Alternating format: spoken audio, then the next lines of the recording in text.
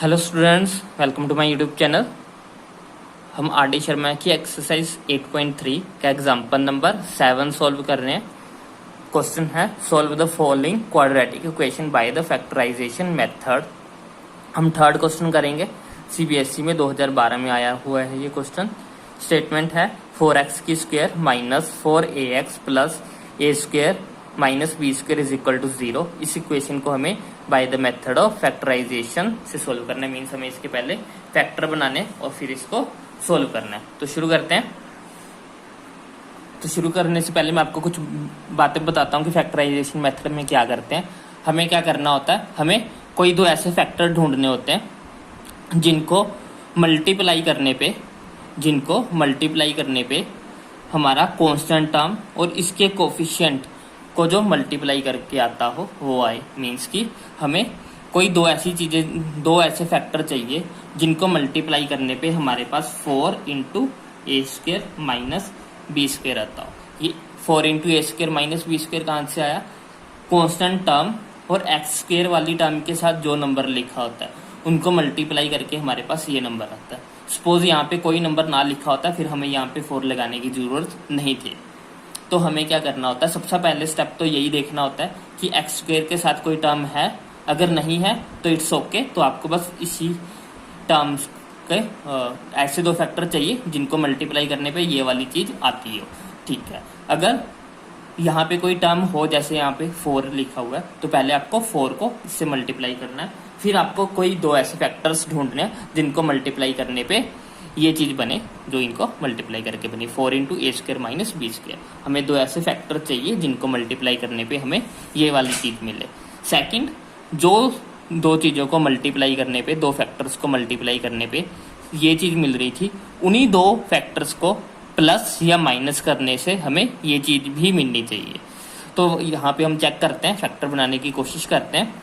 हमें मल्टीप्लाई करने पे क्या चाहिए? हमें मल्टीप्लाई करने पे आना चाहिए ये वाली चीजें। अगर हम ध्यान से देखें इसको, ए स्क्र माइनस बी स्क्र को, तो ये एक आइडेंटिटी होती है हमारे पास। ये होती है ए minus B into A plus B. Means इसके तो फैक्टर हैं ए minus B into A plus B. इन दोनों को मल्टीप्लाई करने पे ये चीज भी आ जाएगी। साथ में मैं 4 चाहिए तो मैं इसके साथ 2 लगा लूँ, इसके साथ 2 लगा लूँ, तो मीन्स मेरे फैक्टर क्या बन गए? 2 into A minus B and 2 into A plus B. एक फैक्टर ये हो गया मेरा और एक फैक्टर ये हो गया। इन दोनों को मल्टीप्लाई करने पे मुझे ये वाली टर्म मिल रही है। तो ये मैंने बना ली अपनी कांस्टेंट टर्म के फैक्टर। ऐसे ही अब मुझे ये चेक करना होगा कि क्या इन दोनों को प्लस या माइनस करने पे मुझे ये चीज मिल रही है। तो वो मैं चेक करता हूँ। तो सबसे पहले कांस्टेंट टर्म के फैक्टर बना रहा हूं मैं।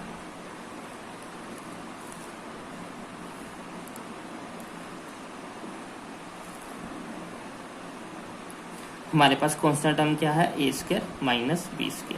इसके फैक्टर्स क्या बन जाएंगे? ए minus B into A plus B.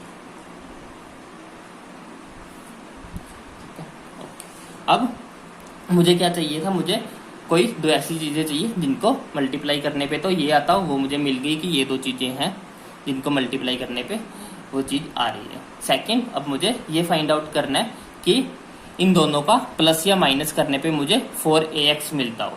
तो कैसे मिलेगा? अगर मैं देखूं 2a माइनस 2b, अगर मैं प्लस कर दूं 2a प्लस 2b, तो हमारे पास ये कैंसिल हो जाएंगे।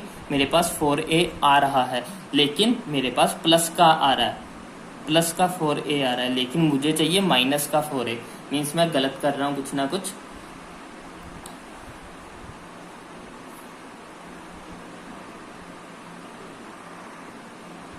ओके, मीन्स दोनों टर्म्स प्लस की तो नहीं हो सकती, ये तो हमें श्योरिटी है।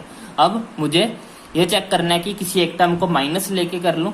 लेकिन अगर मैं किसी एक टर्म को माइनस में लूंगा, मान लो कि मैंने यहाँ पे इसे माइनस में ले लिया, तो जब मैं इन दोनों को मल्टीप्लाई करूंगा तो मेरा आंसर माइनस में आ जाएगा, लेकिन मुझे चाहिए था प्लस में। इसीलिए मैं दोनों में से कोई एक माइनस में नहीं ले सकता हूँ। मुझे लेनी पड़ेंगी दोनों की दोनों ही माइनस में। मुझे दोनों टर्म्स माइनस में लेनी पड़ेंगी। फिर जो होगा, जब दोनों को मल्टीप्लाई करूंगा तो माइनस माइनस जो हो जाएगा प्लस हो जाएगा। तो इसीलिए मुझे दोनों टर्म्स जो है वो माइनस की लेनी पड़ेंगी। तो मैं क्या लेता हूँ? Minus 2a minus minus 2a plus B.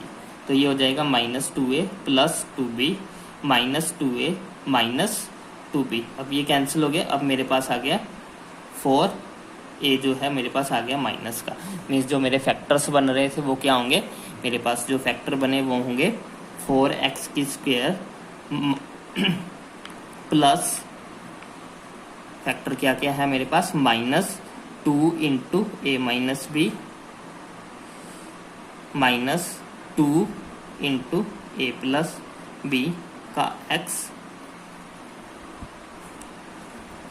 Plus A square minus B square. अब मुझे बस क्या करना है, मुझे इसको खोल के लिखने की ज़रूरत है बस। अब तो x को दोनों के साथ लगाता हूँ, ये हो जाएगा 4x की स्क्वायर। यहाँ पे मेरे पास हो जाएगा माइनस का 2a minus B x minus का 2a प्लस बी एक्स। साथ में अगर मैं इसे भी खोल के लिख लूँ तो मैं इसे लिख सकता हूँ a minus B into A plus B. Okay, अब मुझे कॉमन निकालना है। अब मुझे बनाने हैं फैक्टर्स इसके। तो अगर मैं इन दोनों में से देखूं तो मेरे पास क्या कॉमन आ रहा है इन दोनों में से। इन दोनों के पास मेरे पास कॉमन है, एक तो 2 कॉमन है दोनों में और एक x कॉमन है दोनों में। तो अंदर बचेगा क्या, अंदर बचेगा 2x minus a minus b। तो ये बचा मेरे पास अंदर। सिमिलर अब इन दोनों में से कॉमन निकालने की कोशिश करूं तो मेरे पास क्या बचेगा, इन दोनों में कॉमन क्या है मेरे पास। पहले तो माइनस a प्लस बी जो है वो कॉमन है बस, और कुछ भी कॉमन नहीं नजर आ रहा, बस a प्लस बी जो है वो दोनों में है। तो इसमें अंदर क्या बचेगा 2x, क्योंकि a प्लस बी बाहर आ गया तो अंदर बचा 2 और x। इसमें से a प्लस बी बाहर आ गया तो बचा क्या है सिर्फ a, जो यहाँ पे माइनस का साइन मैंने कॉमन बाहर निकाला हुआ है तो ये प्लस जाइए माइनस में चेंज हो जाएगा, आ जाएगा a माइनस बी। तो अब हमारे पास देखिए ये दोनों चीज़ें जो है वो सेम है, तो ये कॉमन बाहर आ जाएगी। ये आ गया 2x minus a minus B. साथ में हमारे पास एक नया फैक्टर जो है, अब क्या बचा 2x minus a plus B. ये दो चीज ये बचा हमारे पास। ये इक्वल टू किसके था, 0 के। तो अब हम दोनों फैक्टर्स को इक्वल टू 0 रखेंगे। पहले फैक्टर को रखते हैं 2x minus a minus B is equal to 0।